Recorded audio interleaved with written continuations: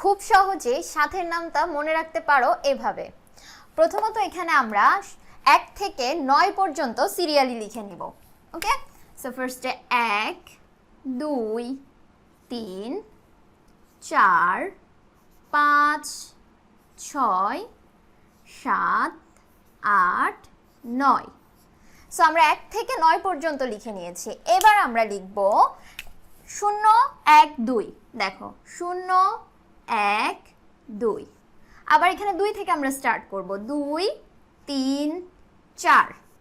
এবার আমরা আবার 4 থেকে স্টার্ট করব, 4 5 6। সো এখন এখানে আমরা যে সংখ্যাগুলো পেয়ে গেলাম এগুলো সিরিয়ালি এখানে লিখে ফেলবো। আমাদের কিন্তু সাথের নামটা অলমোস্ট শেষ।